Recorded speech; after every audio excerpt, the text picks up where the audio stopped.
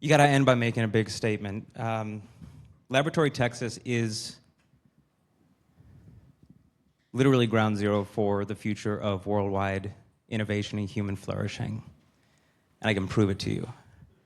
And I can prove it to you because about 5 years ago, I was staring at the door of our second bathroom in our apartment in Denver, just north of Wash Park. Very nice neighborhood if you ever make it out there. And there's this screaming from behind me, like you've never heard before. And for the first time in my life, this is my wife's face. And if you mine Bitcoin, your wife has made the same face. It wasn't an animal from the park that I had picked up and shoved in our second bathroom. It was this. It was an S9. And if you know the S9, who just by chance has owned and enjoyed an S9? More of you should. As Dr. Seuss says, if you never have, you should. These things are fun, and fun is good. That is 14 terahash of hardcore 800 watts underclocked, because we're running on apartment power, remember, screaming at us through the fans. And at this point, my wife thinks that I've absolutely lost my mind. She knew I was into some funny habits. She knew I had some strange internet friends. She had no idea that turning our second bathroom into a sauna was going to be part of our early nuptials. And so for the first time in Bitcoin, I had brought it to life through Bitcoin mining. I had been in the space, but this was for kind of the tech bros and the gigabrains and the guys who knew how to program. For the first time, the network had come to life for me, and it was currently drying my laundry. I was officially a tinkerer, and I was officially a Bitcoin miner. So it kind of set me on this journey of figuring out just what the hell is going on, and also, how do I not get divorced? So I did what I do. I start trying to figure out and derive the first principles of this thing. I start writing articles, and you'll be glad to know I figured out how to apartment mine Bitcoin, and started publishing it through the primary publisher at the time, of course, Bitcoin Magazine. You go a little bit deeper. You start to explore this thing. You go, well, how can I teach this to my grandmother? How can I make it accessible? And that article, very fortunately, got picked up by Zero Hedge, which I then had to explain to my dad why there was a reference to my grandmother with this bizarre Zero Hedge comic referencing Christmas. We're Jewish. Didn't write the headline. It was great. It got the coverage. But we're kind of expanding the knowledge. We're sharing what's happening in the space. We're tinkering towards a kind of utopia.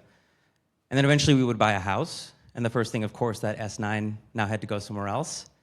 And so it went into our laundry room, where it started pumping hot air into our HVAC return, where it began to heat our house. And all this led summarily to the writing of the Bitcoin Miner's Almanac, which was really, and this is pre-AI, so you can clap at this, okay? This is a pre-AI book. So for future posterity and recording, I actually wrote this, which is unbelievable. There might be a version 2 coming out. Cannot promise that won't be partially AI written. But V1, if you get V1, 100% handwritten, blood, sweat, and tears. But what are we doing? We're kind of tinkering towards a utopia, trying to figure out what the heck are the first principles of this thing. We had just come through this massive transition technologically where that S9 was really had been supplanting a series of other innovations at the time, other ways to mine Bitcoin, with the evolution of the application-specific integrated circuit. And of course, now we live in an era where the technology has jumped again in another kind of log format, where we have these incredibly powerful machines that are doing something different. Something was occurring, and we were trying to derive the first principles from it. We knew there was something happening here. And me, I like to explain things. I like to figure out the brass tacks. So what do? I start thinking through, okay, now in hindsight, what was it that allowed that kind of beautiful moment to happen? Who recognizes this image? This is kind of throwback. I see Andre. This is the throwback. You wanted to be on the front page. Swala, ex-user, Twitter at the time. Swala would put your face, your avatar there, and you did it for a couple of years. We had this weird community. This weird community where folks from from various aspects of Bitcoin, not just the mining was the space I happened to be, we're all kind of relating to each other. We had this talent pool. We didn't think of it like a talent pool. We thought about it as a place where we had meme wars and just kind of shit posted at each other. But it was really a talent discovery pool. You don't get moments of evolution like this without talent discovery pools. Because what did it allow for? I'll tell you the reason my wife and I are not divorced. Because Steve Barber, thank you, Steve Barber, he dropped online the introduction to what would become the black box. And he called it the brown box. Why was it the brown box? Because with a single sheet of plywood, you could make this funky looking thing that would allow the air to flow through it, but it was a tortuous path. So instead of hearing that screaming, you had a nice little hum. And you could put this thing outside. So that S9 left our second bathroom, went into the box that I built on our balcony. Remember to close the screen door when you're using a circular saw on a 5th-story balcony. And it ran outside. And it enjoyed both summers and winters on our 5th-story Denver balcony.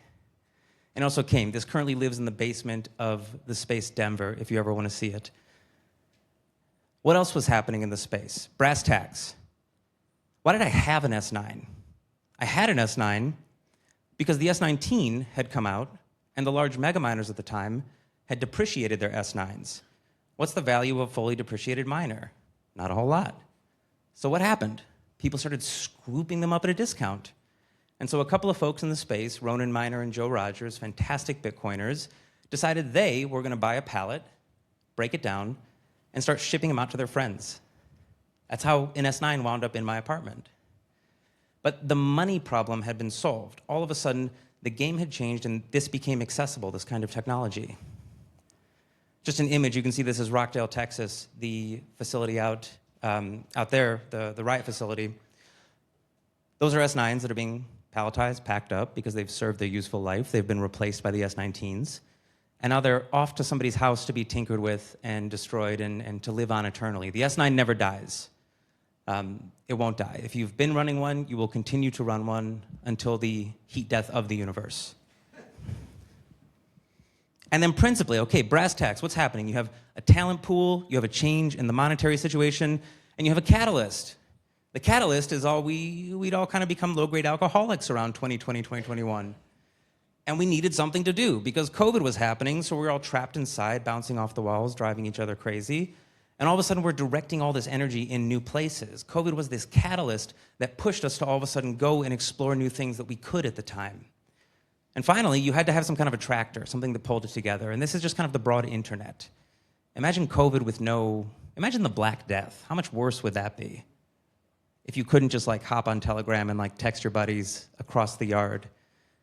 But we had that, we had the internet. And more specifically, we had Telegram chats. Telegram chats where if X was the talent pool, this was the water cooler conversation. This is the sauce of the thing. These are where the affinity groups were happening. The folks that were standing up the early Lightning network had this massive Telegram group. Same thing was happening in Bitcoin mining. So you had these 4 factors. You had talent, you had money, you had a catalyst, and you had an attractor. Okay, I like this. I wrote a book trying to get to the source of things, get to the brass tacks. Well, it wasn't a year later that I would find myself not staring at the door of my apartment, but staring at a 30-foot high wall packed with brand new S19s in Rockdale, Texas, at the riot site, working at Riot. Now looking at things in a bit of a different way. We're talking on the scale of hundreds of megawatts now. Hundreds of megawatts, not 800 watts. The kind of power that an entire city uses continuously. And we weren't solving for the problem of this thing is noisy and it's annoying and it's going to drive me or my family crazy. We're solving for the problem of this building is 1,000 feet long. How do I correlate the size of my transformers to the size of my cooling infrastructure and then have a monitoring apparatus that allows me to understand at any given moment what's happening, whether it's an air-cooled facility, which there were, or immersion-cooled facilities, which they were, and then how do I actually track what's happening on an error basis and tell a team that has to work 24/7 to keep these things running what the heck they're supposed to look at and do? Because if it was an alien technology to us, it was an alien technology to everybody else too. These Bitcoin miners are like alien technology. So we're still a Bitcoin miner, but now we've kind of leveled up. We're not just tinkerers. We're now scientists. And we have a home. We're living in Texas. And something else has happened. Our talent pool has expanded to stock photos of corporate meetings. I didn't know how to show corporate unless it was in a stock photo of a corporate meeting. And everybody argues and they say, well, this is terrible. Bitcoin has become so corporate. I say, no, you don't understand. Smart people are everywhere. Not every smart person is a Bitcoiner. The way to get more smart people is to have large businesses that can pay people salaries. Not a lot of maniacs like us are willing to throw our entire lives into this early stage technology. This is what brings people in who have incredible depth of talent and can be additive to the ecosystem. The talent pool has now just exploded with the advent of the corporate world. And so yeah, there's issues with the corporate world. There's issues with capture. There's issues with trying to maintain an understanding of the ethos of what we are doing, and that's something that we always have to beat the drum for. But we have to understand that if we're going to grow, yeah, we'll have to have the risk of corporate, but we can also capture the benefits of it through highly talented, motivated individuals. And we had money. If you're going to talk about money, I should have shown a Clark Moody chart. I'm sorry, Clark. You all of a sudden have publicly traded markets where it's no longer Neil and Joe who are breaking down pallets of S9s, but you're doing $10 million, $100 million deals with suppliers directly in China buying these units. And the only reason you can do that is because you have public markets that offer the liquidity to actually make that happen. The money is there all of a sudden. And of course you have a catalyst. Lizzie. Lizzie. Does everybody remember what Lizzie was trying to do? A couple of years ago, she started writing letters. And she started to get the EPA to come in and target those very, very wasteful Bitcoin miners. And everybody said, ooh, wasteful. It brought the ecosystem together. People said, have you seen the letter that Lizzie sent you? They want us to report our machines. They want us to report our contracts. They want to know all of our vendors. They want to know all of our models of machines. They want to know how many we have. They want to know the orders that we have. This is very invasive. Not just public companies, but private companies as well. Lizzie, what do we throw at you? So we threw our finest. And we gave him a CO2 monitor. And he walked around the Rockdale site, at the time the largest known single-site Bitcoin mine at the time, supplanted by Corsicana, I think, at this point in time, which is just over a gigawatt effective. But now, of course, it's all becoming AI HPC. He walks around with his CO2 meter and shows very definitively there is no CO2 coming out of the back of a Bitcoin miner. Lizzie, you are wrong. You are dead wrong. These are not CO2 producing machines.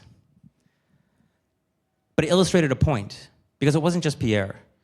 It was the rest of the Texas community that was all of a sudden galvanized to work together, regardless of if you were public or private or competitors or friends.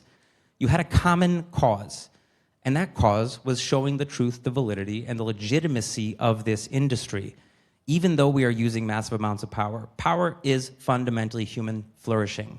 There is no rich, low-energy country on Earth. There will never be a rich, low-energy country on Earth. Anybody who tells you that they want you to substantially reduce your carbon footprint wants to reduce you.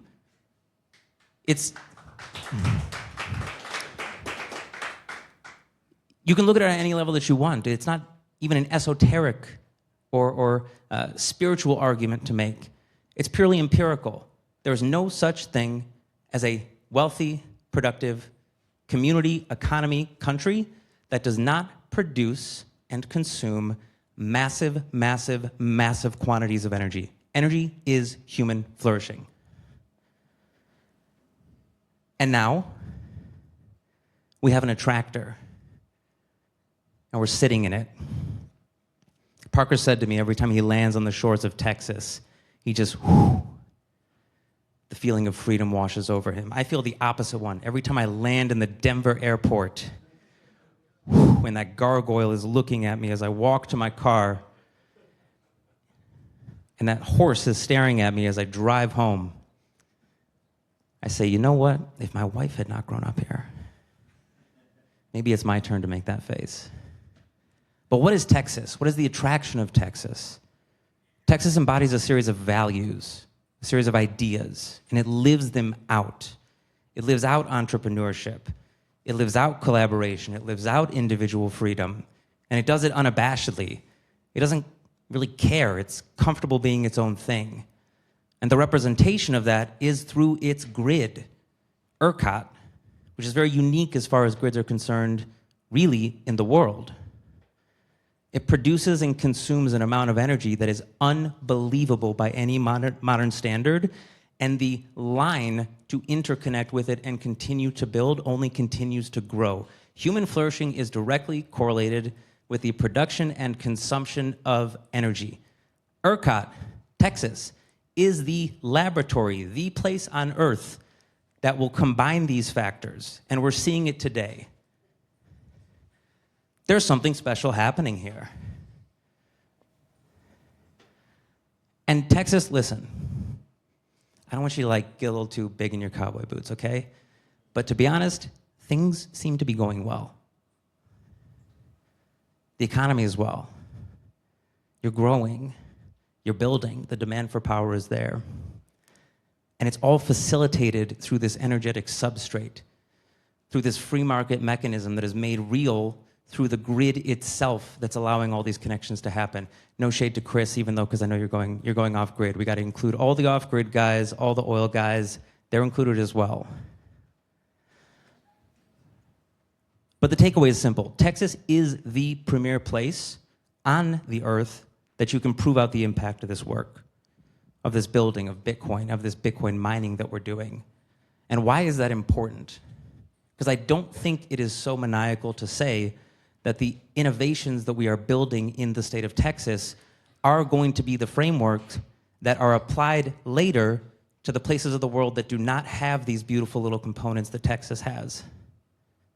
This is the only place on earth that you can have these conversations, where you have Gideon Powells and the Choya Innovation Labs and the Brad Cuddys and the Chris Alfanos and the Riots and all these other folks that are coming in and doing this unbelievable work, and they are collaborating in this substrate connected to the same thing. So goes Texas energy, goes energy innovation in the rest of the world. So I want to welcome you to close us out to Laboratory Texas. And this is something that if you've thought about, know that you're in it. If you've not thought about, know that you should be a part of it. And this is something that we're really excited to talk about in a couple of months here at the Texas Energy and Mining Summit, which is going to be May 2021. But fundamentally, we believe this to our core, which is so goes Texas energy, goes the world. So thank you.